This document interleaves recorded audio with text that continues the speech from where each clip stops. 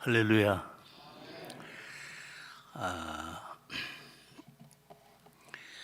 기독교는 한마디로 변화의 종교입니다. 예수님이 세상에 오셔서 세상이 변하지 않았다면 예수님이 오실 이유가 없듯이 예수 그리스도를 믿는 사람들이 변하지 않으면 예수님을 믿을 이유가 결코 없는 것이 우리 기독교다. 그 대표적인 말씀이 고린도후서 5장 17절 시작. 그런즉 누구든지 그리스도 안에 있으면 새로운 피조물이라. 이전 것은 지나갔으니 보라 새 것이 되었도다. 새 것이 될 것이다가 아니에요. 새 것이 되었으면 좋겠다가 아니에요. 새 것이 되었도다. 여러분 이미 새 것이 되었어야 합니다. 새 것이 되었음을 믿으시기를 축원합니다. 자, 우리는 지금 코비드19로 인해서 세상이 예전과 너무 다르게 변하고 있다고 하는 사실을 잘 알고 있어요. 구태여 사례를 들지 않더라도 그 얘기를 자꾸 하는 게 진부스럽게 느껴질 정도예요. 이러한 코비드로 인한 변화가 우리에게 긍정적인 결과를 가져올지 아니면 부정적인 결과를 가져올지 아직 속단하기는 어렵습니다. 아무튼 이 코비드19로 인해서 세상이 변하고 있어요. 예수님 오신 이후에 세상의 역사는 예수님의 탄생을 기점으로 Before Christ, 주전, Anno Domini, 주후 이렇게 예수님이 역사의 기점이 되셨어요. 근데 요즘은 여러분 얘기를 들으셨겠지만 코로나 이전과 이후가 너무 다르기 때문에 비포 코로나 그래가지고 BC라고 말한다고 하는 거예요. 그 다음에 after disease, 이 코로나 이후의 시대. 이렇게 주전주가 코로나 이전과 이후로 대체되는 용어가 생길 만큼 우리 주변에 놀라운 변화가 일어나고 있다라는 겁니다. 그렇다면 우리는 이런 변화를 부정적인 변화로 우리가 받아들이면 안 되고 긍정적인 변화를 우리가 얻는 기회로 삼아야 될 줄로 믿습니다. 사람이 세상에 태어날 때 어린아이로 태어나서 이 변화의 과정을 통해서 인간은 그대로이지만 아이가 되고 소년과 청년이 되고 장년이 되고 나중에 노년이 되면서 그 다음에는 이제 죽음으로 향해 갑니다. 그래서 겉사람의 성장은 결국 후패함으로 마감을 하게 되어지죠. 아이는 노인이 되어질 수 있지만 노인은 결코 아인이 되어질 수 없다라는 사실을 우리가 잘 알고 있습니다. 우리의 신앙은 그거에 비해서 역설적으로 정반대입니다. 우리의 겉사람은 후패하나 속사람은 어떻게? 시작. 날로 새롭도다라는 거예요. 우리의 속사람은 날로 새롭도다. 나이를 먹어도. 여러분 저도 지금 나이를 많이 먹어가고 있는데 참 이상한 거 한 가지는요. 제 거울을 볼 때 저는 변했는데 제 마음은 옛날 청년 때나 지금 때나 마음은 안 변한 거예요.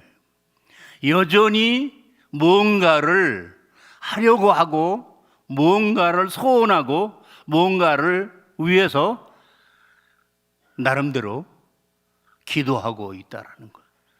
늙었으니까 포기하지 않고 있다라는 거예요. 그렇다면 우리가 예수 그리스도를 믿고 변했다라고 하면 교회에 나오기 전과 교회에 나온 후 이 교회의 출석 여부로 우리가 달라지는 것이 아니라 교회에 나오고 난 다음부터 우리의 생각과 가치관이 그리고 우리의 언어가 그리고 우리의 삶의 방식과 삶의 지향점이 교회 다니기 전보다 무언가 분명히 달라져야만 우리는 변화했다라고 말할 수 있습니다. 우리가 잘 아는 것처럼 변화라는 말과 변질이라는 말 한 글자의 차이예요. 그러나 변화, 변질은 아주 정반대의 상황을 가져옵니다. 변화는 궁극적으로 더 좋게, 그러나 변질은 궁극적으로 더 나쁘게. 자, 그렇다면 오늘 이 코로나 시대를 맞이해서 교회는 변화하고 있습니까? 변질되고 있습니까? 도전입니다. 이 코로나19 시대를 맞이해서 세월이 흘러감에 따라 나의 신앙은 변화하고 있습니까? 변질되고 있습니까? 이 질문에 대해서 여러분 선뜻 대답하기가 굉장히 어려울 거예요. 이 말은 무슨 뜻이에요? 나는 변화하고 있습니다라고 고백하지 못하고 있다고 하는 것은 변질되었거나 변질될까 봐 두려워하고 있다는 거예요. 이게 우리의 현실이라면 이런 현실에서 주님은 우리가 어떻게 하기를 원하시는가요? 세상 사람들은 다 똑같아. 살다 보면 그럴 수도 있지 뭐. 지금 코로나19 시대인데 뭐 내가 다 알아. 그렇게 넘어가는 분이 아니에요. 역사의 주권자 되신 하나님은 이 시대의 변화, 변질의 모습을 보면서 딱 걱정하시는 것이 하나가 있는데, 이런 변화, 변질의 시대 속에서 하나님에 대한 신앙은 변하면 안 되는 거예요. 왜? 하나님은 어제나 우리나 영원토록 변화가 없으신 분이니까. 따라서 그 하나님을 믿는 우리들은 우리의 신앙이 영원히 변하지 아니하시는 그 하나님을 닮아 이 변질되는 이 세대를 본받지 말고 하나님 안에서 새 것은 하나님에게로 돌아가는 거예요. 진보가 아니에요. 하나님의 세계는 진화가 아니에요. 하나님의 세계는 영원히 새 것인 거예요. 그러므로 언제든지 하나님에게 돌아가는 게 새 것이고 성경으로 돌아가는 게 새 것이고 하나님에게로 돌아가고 성경으로 돌아가는 게 가장 바람직한 변화다라는 겁니다. 자, 이번 주제 같이 합니다. 너희는 이 세대를 본받지 말고, 시작.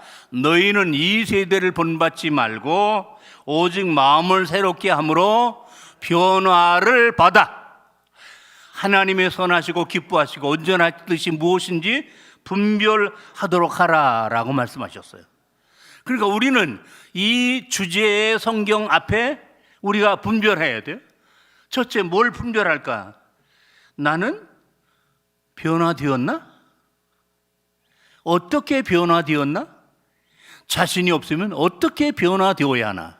두 번째, 우리 교회는 변화되었나? 자신이 없으면 우리 교회는 이 코비드19 시대에 어떻게 변화되어야 되나? 그 다음에 세 번째는 이 세상은 어떻게 변하고 있나? 이 세상이 어떻게 변화되어야 되는가라는 관심이 우리에게 있어야 되는 거죠. 요 다음 서울시장이 누구가 되고 부산시장이 누가 되는 게 아니라 요 다음 대통령이 누가 되는 게 그게 문제가 아니라 우리가 속지 말아야 될 것은 항상 대권 주자들이 자기가 대통령이 되면 세상이 변할 것 같지만 한 번도 변하지 않았어요. 더 나빠졌어요. 서민들이 이렇게 말해요. IMF 때 그렇게 죽겠다고 얘기했는데 IMF는 유도 아니라고 말해요. 그럼 여러분에게 묻겠어요. 요 다음에 누가 대통령이 되든지 정권자가 바뀌면 요 다음에는 이 나라가 저 좋은 나라가 될 거라고 믿어요? 믿을 사람 아무도 없을 거예요. 그거는 우리의 희망사항일 거예요. 그러므로 이런 세상에다가 우리가 밧줄을 매지 말고 이 변질되는 이런 세상에다가 우리의 목숨을 걸지 말고 어제도 오늘도 영원토록 변함이 없으신 그 하나님, 그러므로 그 하나님의 말씀도 변함이 없으니까 그 말씀을 붙들고 우리가 바람직한 변화를 이루어야 될 줄로 믿습니다. 그럼에도 불구하고 우리 속에는 정말 사람이 변하는 게 얼마나 어려운지 이런 불신감이 누구에게나 있어요. 세상에서 힘드는 일 몇 가지가 있는데 밥맛 없는 사람에게 밥을 먹이는 거. 그 다음에 몸이 아픈데도 병원에 안 가겠다라는 사람을 병원 데려가는 거. 그 다음에 학교 가기 싫은 아이를 학교 보내는 거. 그보다 더 어려운 게 뭔지 알아요? 교회 가기 싫어하는 사람을 교회로 데리고 가는 거. 그러나 이거보다 더 어려운 게 있단 말이에요. 자식을 키워본 부모, 제자를 가르쳐본 선생님, 그리고 목양을 해본 목회자는 다 사람을 다루는 일인데 내 자식인데 내 마음대로 안 된다고 말하잖아요. 그렇게 선생님들이 많은 제자들을 키웠는데 그 제자 중에 쓸만한 제자가 몇 사람이나 나왔느냐. 정말 어려운 거예요. 목회자가 은퇴를 하고 난 다음에 정말 교회가 달라진다는 것, 당회가 달라진다는 것, 그게 얼마나 어려운지 아주 실감을 하게 되어집니다. 우리는 착각하고 있어요. 돌을 닦으면 사람이 달라질 거라고. 여러분, 돌을 닦는다는 것은 진짜 돌을 갈아가지고 보석으로 만들려고 하는 거예요. 돌을 아무리 갈아도 돌은 돌이에요. 인간이 만든 돌로 인간이 변화될 수 없어요. 그 다음, 우리가 좋은 책을 읽으면 변화될 거라고. 여러분, 그 책을 많이 읽는 것 중요한데 그건 오히려 우리를 오만하게 만들기 쉬워요. 잘난 체 하기 쉬워요. 아는 체 하기 쉬워요. 그러므로 사람이 새로운 지식을 얻었다고 해서 어떤 수련과 훈련의 과정을 체험했다고 해서 결코 사람이 변하는 게 아니라 변한 척 하고 있는 거다라는 거예요. 만약 그래가지고 세상이 변한다면 벌써 변했을 거예요. 점점 나빠지고 있지 않느냐라는 거예요. 이렇게 사람이 변하기 어렵다면 오늘 여러분에게 소개하고자 하는 이 사울이라는 사람은요, 정말 변화가 불가능해 보이는 사람이에요. 특별히 어떻게? 이 사울을 기독교인으로 만든다는 일, 이거는 아야 불가능한 사람처럼 생각되어지는 일이에요. 왜 그럴까요? 이 사람 공부 많이 했어요. 사회적인 지위도 있었어요. 가문도 좋아요. 자랑할 게 너무 많은 사람이. 그런데 이 사람의 지식과 사회적인 지위나 이 사람의 스펙이 결국 이 사람을 어떻게 만들었을까요? 종교적인 자만으로 가득 채웠어요. 여러분, 세상의 모든 종교의 공통점 중에 하나는 그 종교를 믿으면 사람이 착해져야 돼요. 그리고 사람이 사랑의 사람이 되어야 되고 온순한 사람이 되고 겸손한 사람이 되어야 돼요. 어떤 종교를 믿든지 진짜 그 종교가 참 종교라면 말이에요. 그러나 이 사울이라는 사람은 누구 못지않은 좋은 여건을 가지고 바리새인 중에 바리새인 철저한 유대교인이 되고 난 다음에 그가 한 일은 뭐예요? 교회를 핍박하는 일이, 교회를 폐쇄시키는 일이, 교인들을 잡아 죽이는 일이. 예나 지금이나 교회가 이 시대에 어떤 해악을 끼쳤길래, 교인들이 하나님을 믿지 않은 사람보다 얼마나 더 악독하길래, 제가 이야기를 조금 딴 데로 흘리겠습니다만은 지금 교회가 욕을 먹는 거 감사하게 생각해야 돼. 교인들이 비난받는 거 감사하게 생각해야 돼. 그 사람들은 교회를 욕하고 교인들을 비난할 때 어떤 건수를 가지고 얘기를 합니다. 교인들은 이래서 교회는 이래서. 그러면 그 말이 왜 고마운 말인가? 그건 바로 아직도 교회에 대해서 기대를 걸고 있다라는 얘기예요. 또 교인들은 그렇게 살면 안 된다고 하는 기대감이 있다라는 거예요. 그 얼마나 고마운 일입니까? 알겠습니까? 안 그래? 예, 교회는 다 그렇고 그런 곳이야. 그럼 교회를 향하여 욕할 이유가 없습니다. 전과자를 향하여 욕할 이유가 없습니다. 그러나 세상이 악해져도, 세상 사람들이 악해져도 교인들만은, 교회만은 그래서는 안 된다라는 사실에 대한 기대감이 있기 때문에 욕을 하는 거거든요. 비난하는 거거든요. 그게 고마운 거예요. 공부를 너무 못하는 아이에게는 공부하라 소리 안 해요. 그러나 공부를 하면 희망이 있는 아이에게는 공부하라고 닥달을 하는 거예요. 자, 이런 의미에서 이 사울이 말이에요, 그렇게 교회를 탄압하고 그렇게 교인들을 괴롭힌 이유는 그가 교회로부터 어떤 피해를 입었거나 교인들로부터 어떤 피해를 입었기 때문에 결코 아니에요. 그와 전혀 이해관계가 없는 거예요. 그런데 그가 믿고 있는 신앙과 그가 알고 있는 지식이 그를 오만하게 만들었어요. 어떻게? 교회를 폐쇄시키고 교인들을 잡아들이는 게 이게 하나님을 위한 일이고 이게 하나님을 기쁘시게 하는 일이고 이게 정의라는 착각 속에 빠져버린 거예요. 그래서 그는 어떤 사람이 되었어요? 피에 줄인 늑대 같은 사람이 되었어요. 성경을 보시겠어요? 디모데전서 1장 3절 5번입니다. 내가 전에는 시작 비방자요 박해자요 폭행자이었으나, 세 가지로 말해요. 내가 전에는, 여러분 이렇게 과거에 부끄러운 것을 말할 수 있는 사람은 현재 달라진 사람이기 때문에 그런 거예요. 달라진 사람이기 때문에. 그럼 여기서 비방자라는 말은 기독교를 중상모략하는 언어폭력, 박해자라는 말은 교회와 그리스도인들에게 위해를 가하는 핍박자, 폭행자라는 말은 난폭하고 오만한 사람. 그러니까 이 사람의 지식이, 이 사람의 신앙이, 이 사람이 가지고 있는 모든 사회적인 지위가 결국 이 사람을 종교 깡패로 만들었단 말이에요. 악하게 만들었다는 거예요.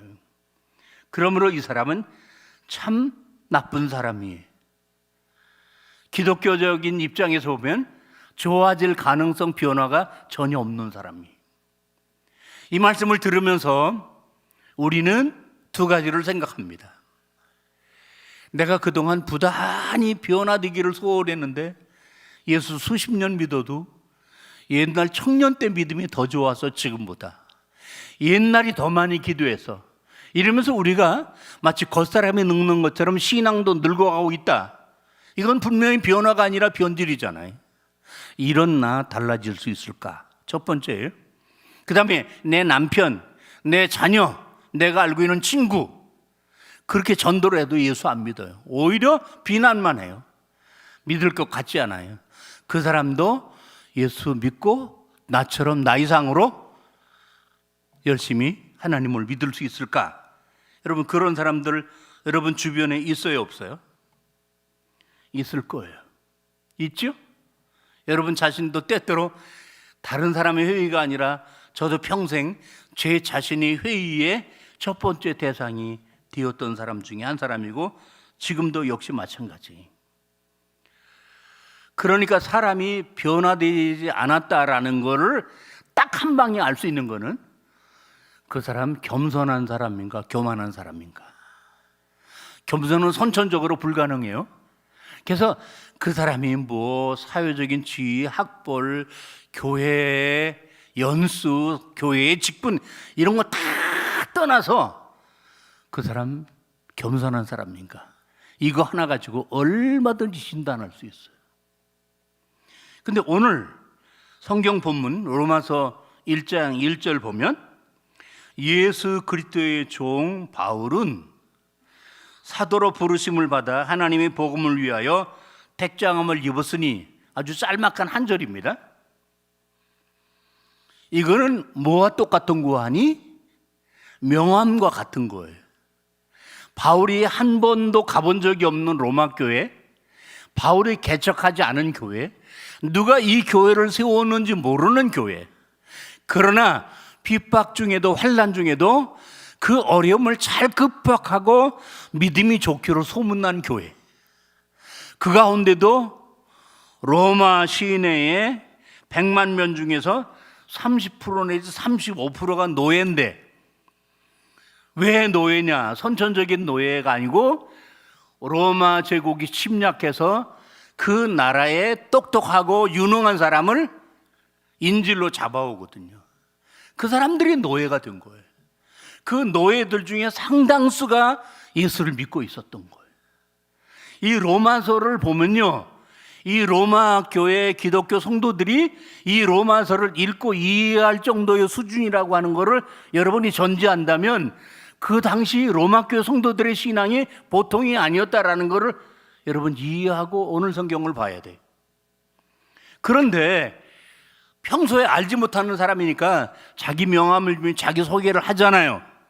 마찬가지로 바울은 이 로마 교회에게 자기 소개 명함을 딱 내놓는데 뭐라고 얘기를 한다고요? 예수 그리스도의 종 바울은, 여기 종이라는 말 둘러서는 노예라는 뜻이에요. 자기들도 노예인데 예수 그리스도의 노예래. 뭐예요? 통하잖아요. 뭔가 통한다고요. 만약에 바울이 나는 이스라엘의 왕, 그러면 로마 사람들이 어떻게 바울과 소통하겠어요? 아니, 우리들만 노예인 줄 알았더니 예수도 노예래? 그러면은 예수 그리스도의 노예래? 그럼 바울은 이 첫 마디에서 겸손히 자기를 낮추고 있는 거예요.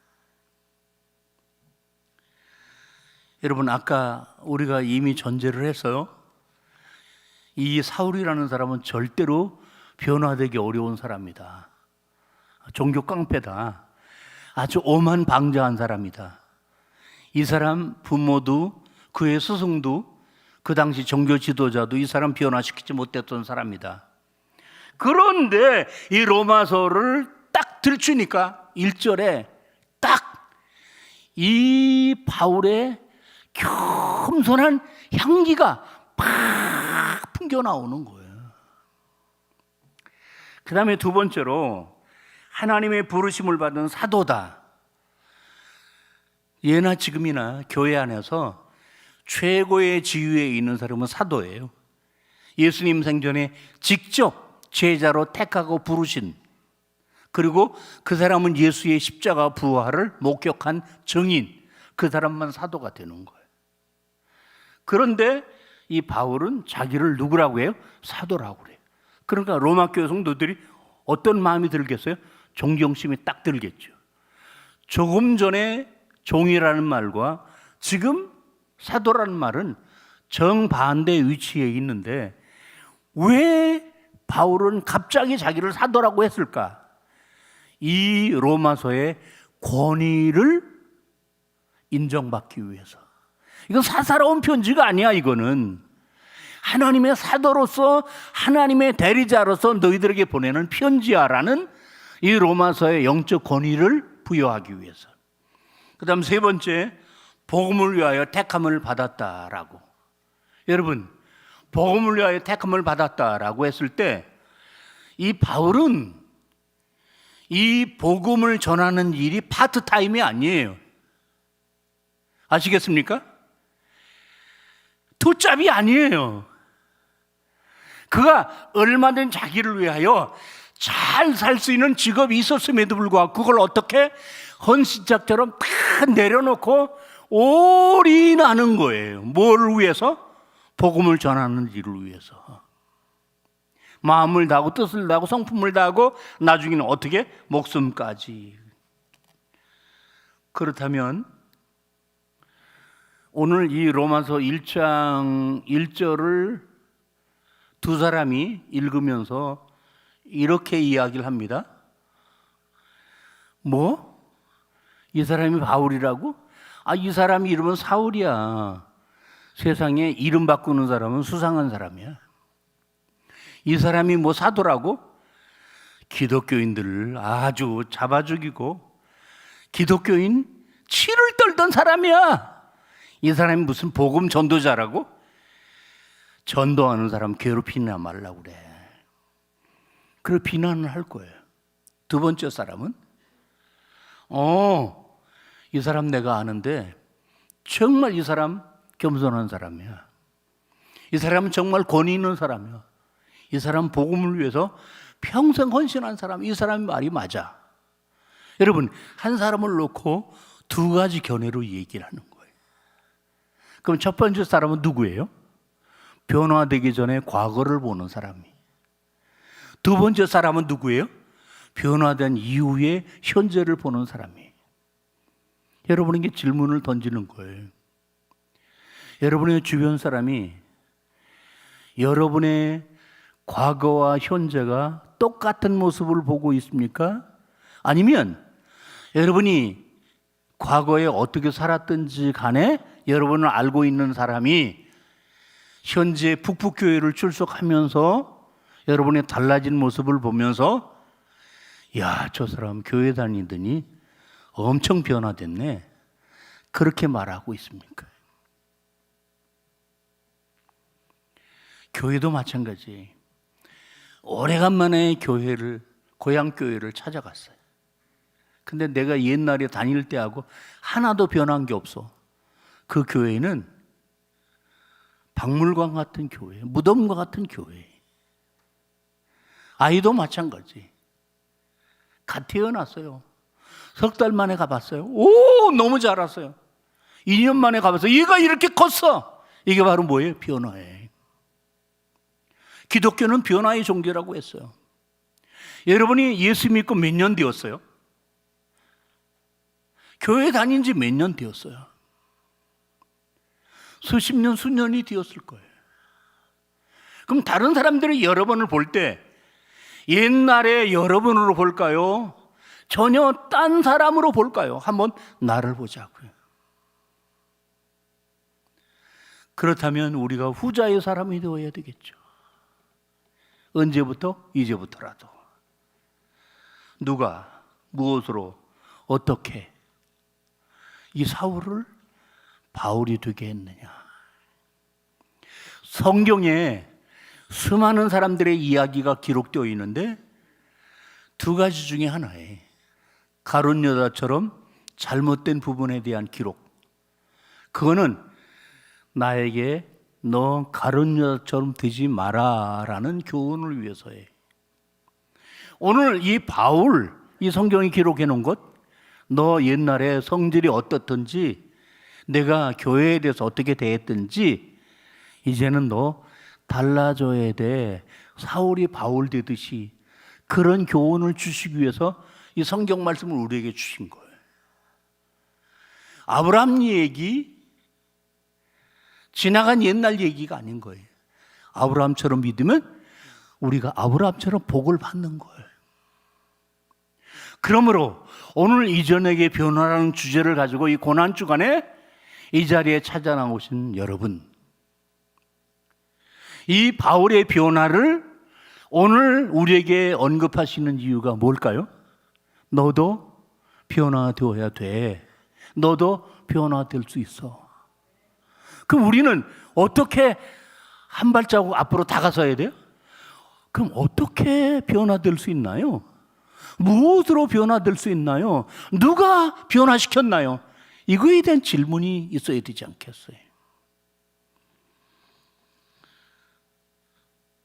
여러 가지로 이해할 수 있지만 크게 사울이 바울 된 것, 전혀 변화가 불가능한 사람이 이렇게 변화된 것, 이건 우연이 아니에요. 시간이 흘러가니까 자연적인 결과를 가져온 게 아니에요. 학원에 다닌 게 아니에요. 제자 훈련 받은 게 아니에요. 첫째, 부활하신 주님을 만났기 때문이에요. 아멘 좀 하면 좋겠는데, 언제부터 변화되었어 이 사람이? 기독교인을 핍박하기 위해 다메섹으로 가는 길목에서 누구를 만났어요? 부활하신 예수 그리스도를 만났어요. 주여 부활하신 주님 한번 보게 해주세요. 그렇게 기도한 적이 있습니까? 없습니다. 그 다음에 예수는 부활했다는데 나도 부활하고 싶은데 그런 믿음이 있었습니까? 천만의 말씀입니다. 부활은 사기야, 사기. 안 믿었던 사람이에요. 그렇기 때문에 철저하게 불신했던 사람이 부활하신 주님을 딱 만났을 때 급격한 변화가 가능해진 거예요. 왜? 옛날에 나의 불신앙이 잘못되었다라는 게 너무 명명백백했기 때문에. 여러분, 이 핍박자 사울이 예수님을 만나게 된 동기 11번 사도행전 9장 1절입니다. 언제일까요? 시작. 사울이 주의 제자들에 대하여 여전히 위협과 살기가 등등하여 대제사장에 가서 기도할 때 만났어요? 고난주간에 만났어요? 아니라고요. 도저히 예수를 만날 수 없는 사람, 절해가지고는 저런 싶어가지고는 예수를 만날 수 없는 마음. 그러므로 사울이 예수님을 만난 게 아니에요. 주님이 만나 주신 거예요. 여러분, 이게 예배임을 여러분 아셔야 해요. 내가 주님을 만나는 게 아니에요. 내가 하나님을 만나는 게 아니에요. 주님이 나를 만나 주시는 거예요. 내가 하나님을 만나길 원하면 만날 수도 있고 못 만날 수도 있어요. 그러나 하나님이 나를 만나길 원하시면 반드시 나는 하나님을 만날 수 있습니다. 아멘.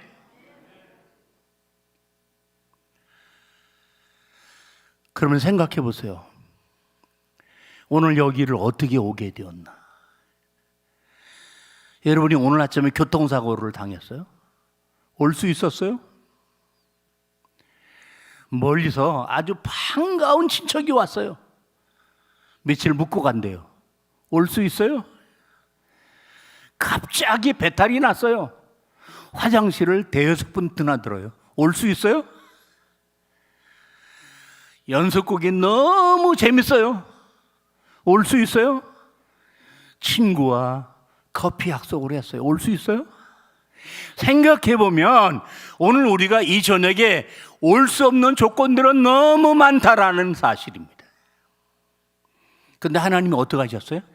다 가지치기를 하셔서 나를 밀어 여기까지 나오게 하신 거예요. 저는 19살 후반에 교회 다닌 사람.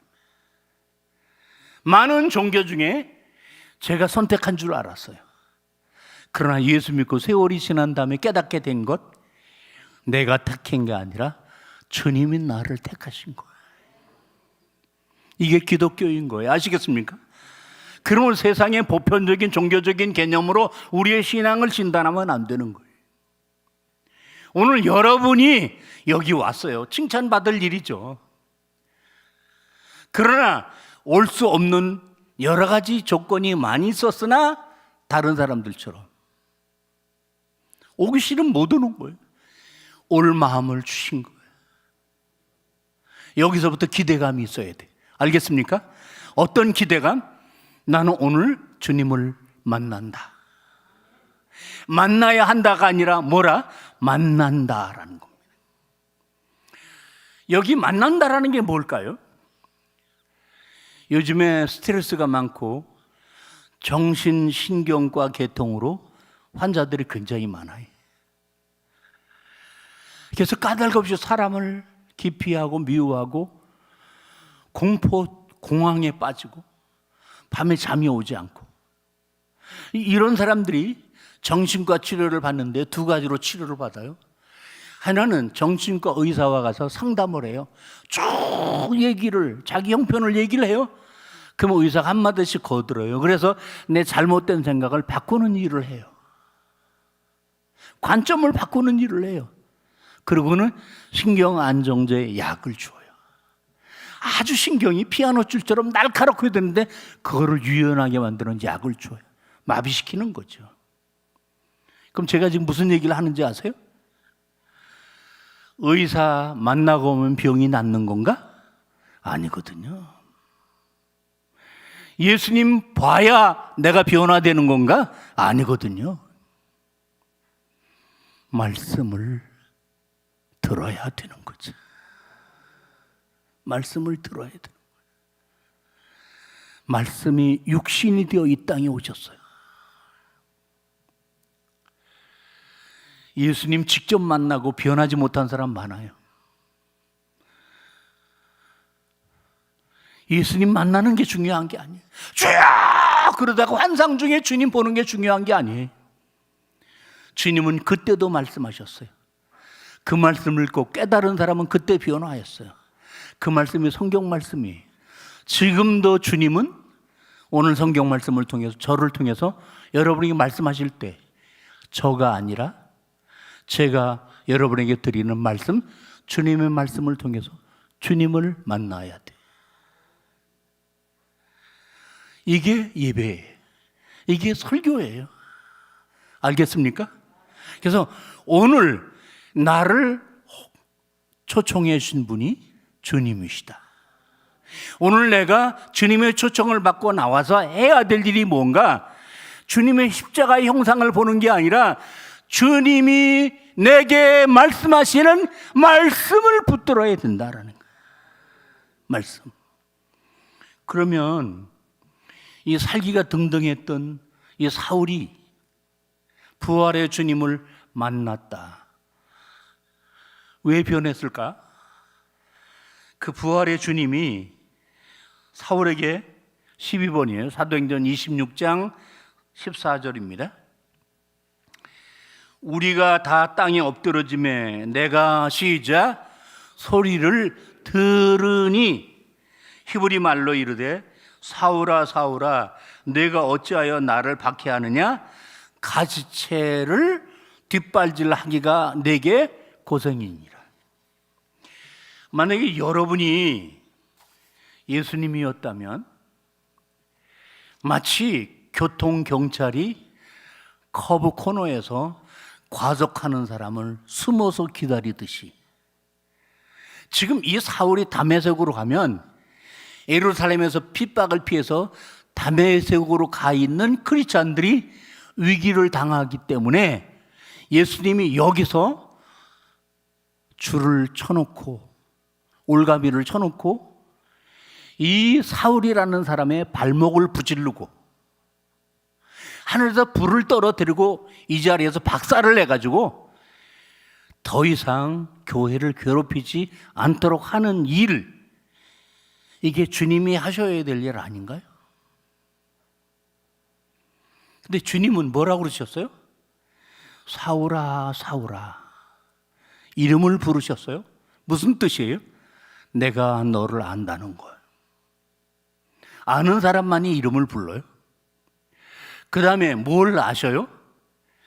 왜 나를 핍박하느냐. 이게 우리에게 엄청난 도전을 주는 거예요. 여러분, 이 사울이 예수님을 핍박한 적 없어요. 교회를 핍박했어요? 근데 주님은 그걸 나를 핍박했다라고 말씀하시는 거예요. 그리스도인들을 핍박했어요? 예수 핍박한 적 없었어요? 예수는 죽었으니까. 근데 예수님이 오셔서 뭐라고 말씀하셔요? 왜 나를 핍박하느냐. 오늘 우리가 이 말씀 앞에서 교회를 조심스럽게 대해야 됩니다. 교인들을 조심스럽게 대해야 됩니다. 어떻게? 교회는 주님의 전이에요.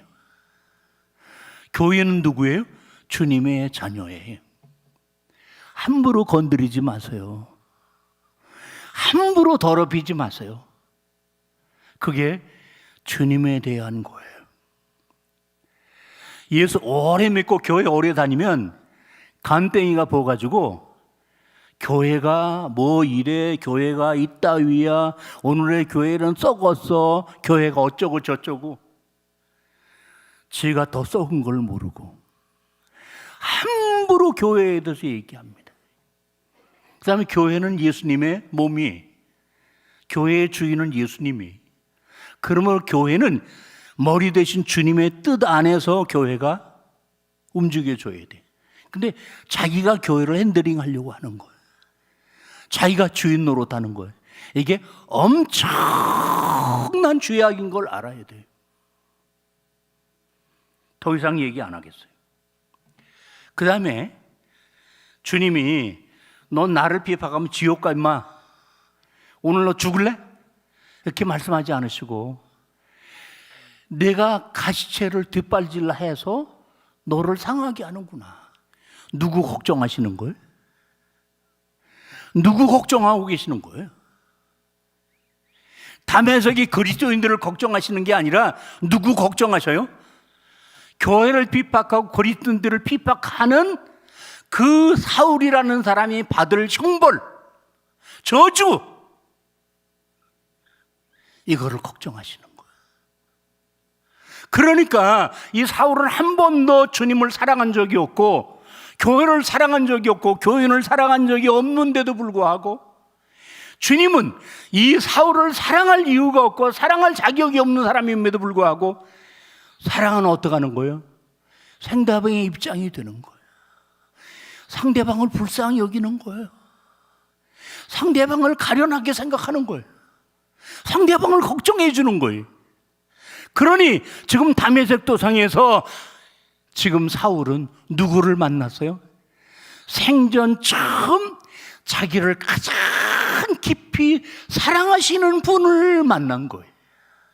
자기가 얼마나 실수하고 얼마나 잘못하고 있는지를 주님이 야단친 게 아니라 주님이 감싸시고 위로하시는 그 사랑 앞에 스스로 깨닫게 되고 고백하게 된 거예요. 이게 기독교 십자가 사랑의 위력인 거예요. 고난주간에 우리가 붙잡아야 할 십자가가 바로 이건 거예요. 용서의 십자가인 거예요. 사랑의 십자가인 거예요. 이제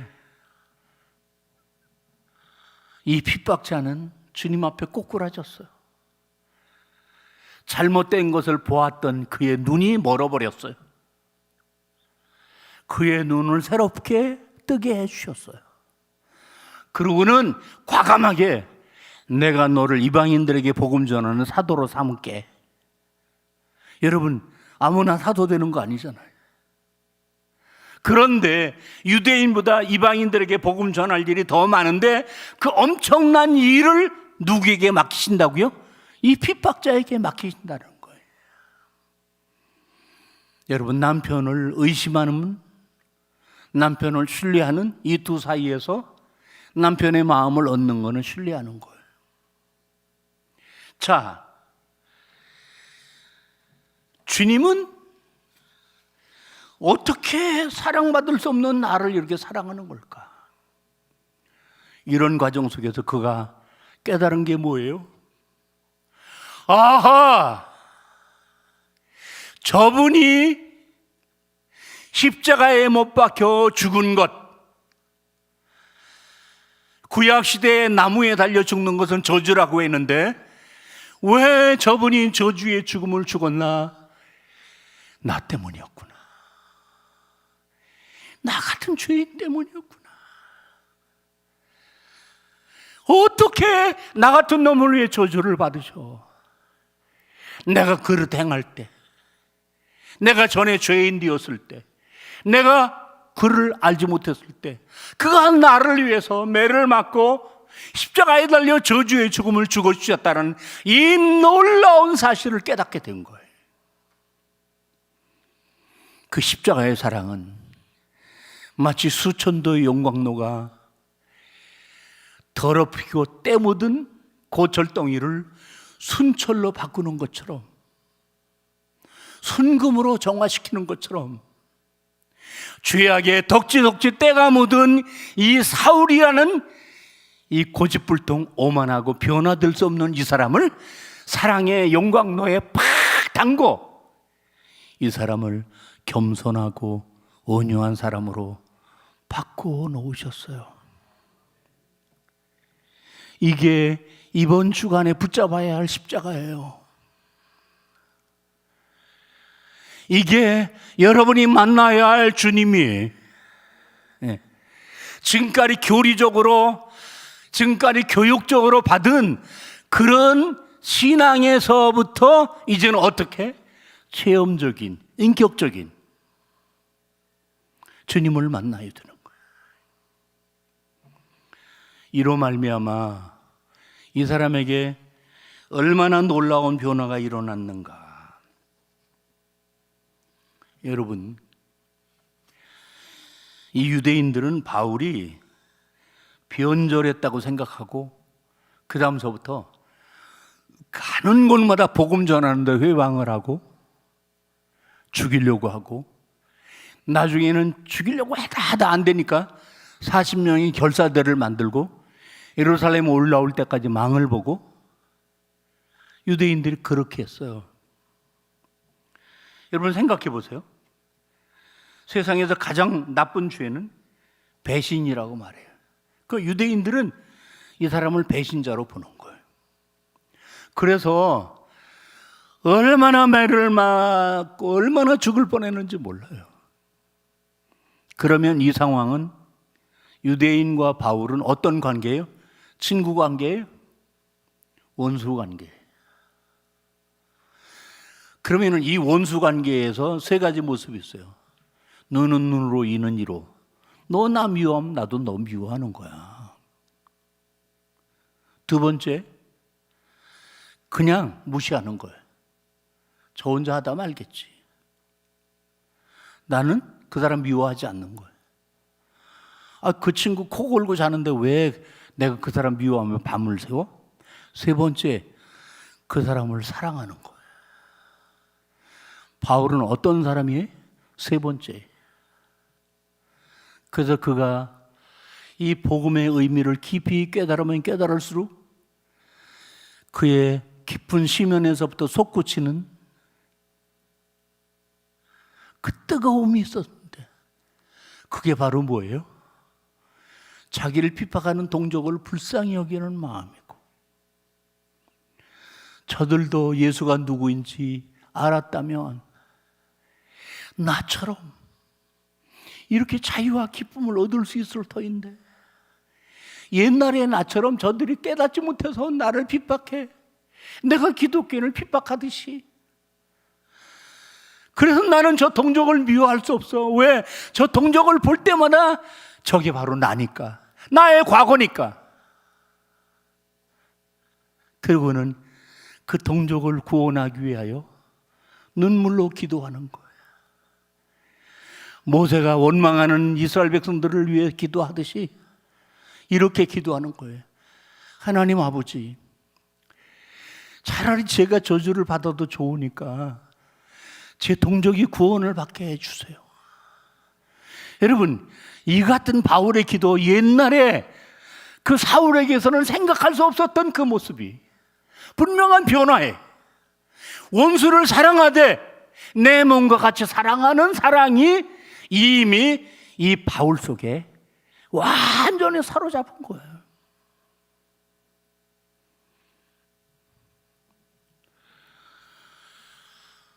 이게 변화예요. 남편 미워하고 있지 않은지요? 아내 미워하고 있지 않은지요? 여러분, 미워하는 사람 없어요? 밥맛 없는 사람 없어요?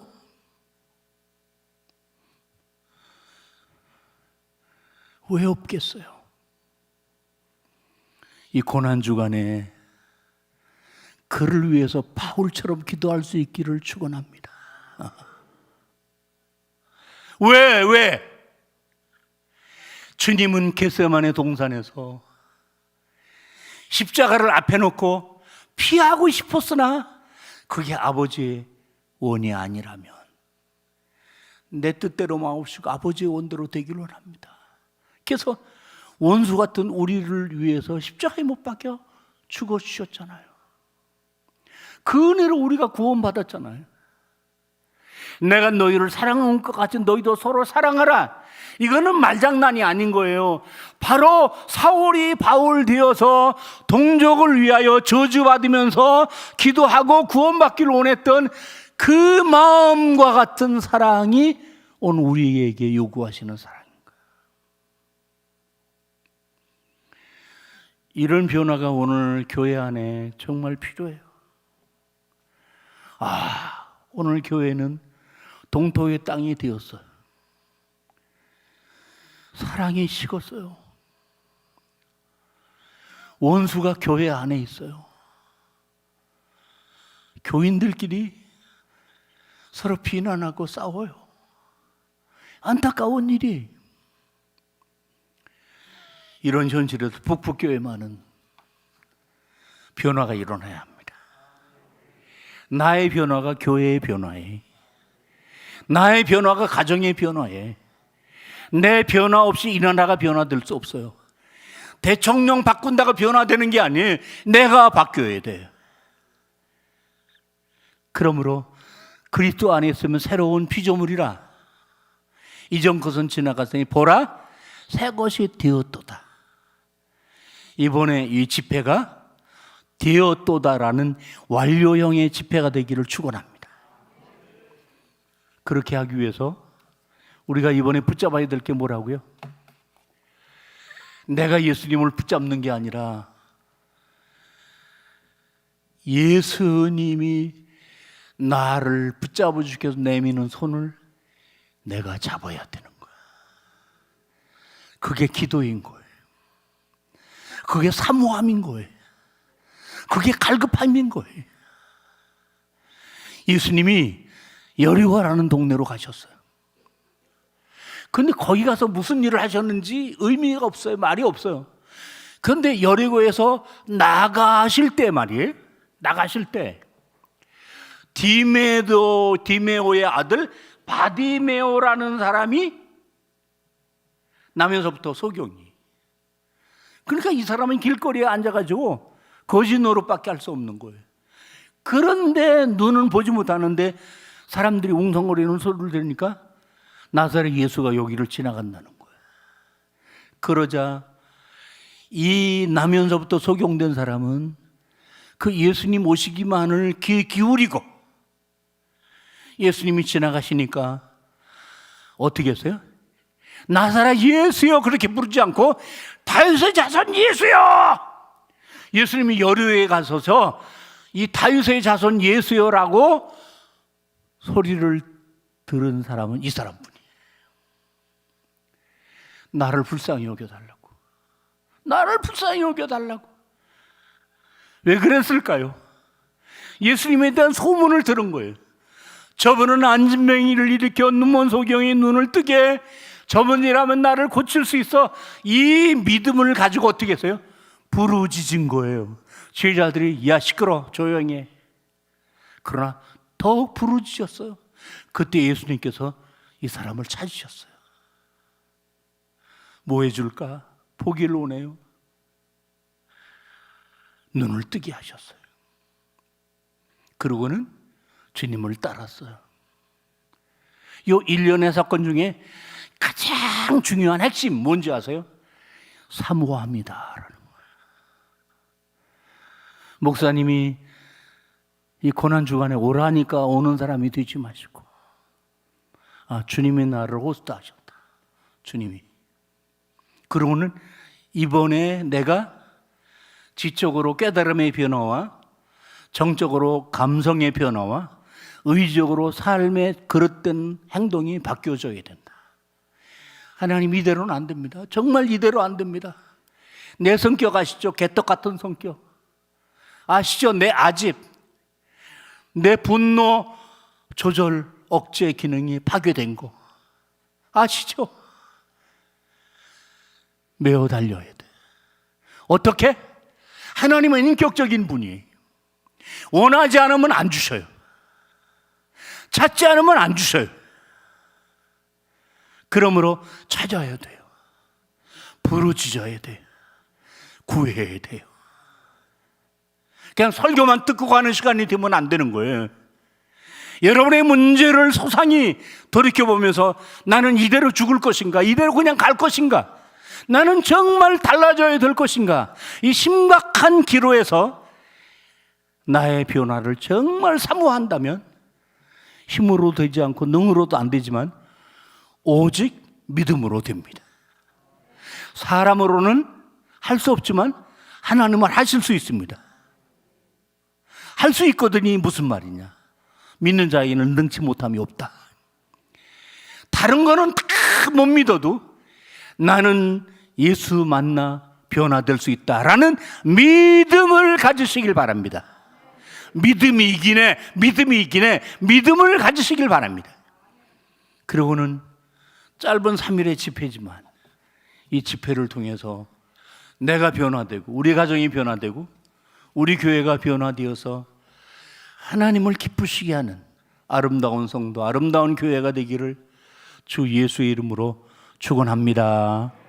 기도드리겠습니다.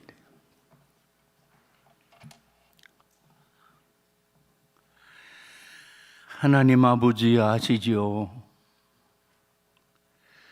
한국 교회가 달라지는 게 아니라 우리 교회가 달라져야 하고,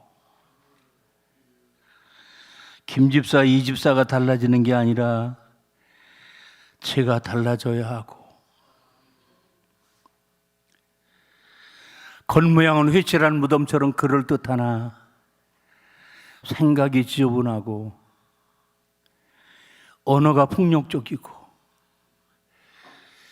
하나님을 기쁘시게 하는 것이 하나도 없는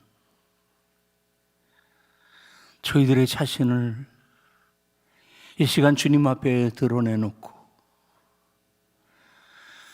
씻어 주소서, 고쳐 주소서, 새롭게 하시옵소서.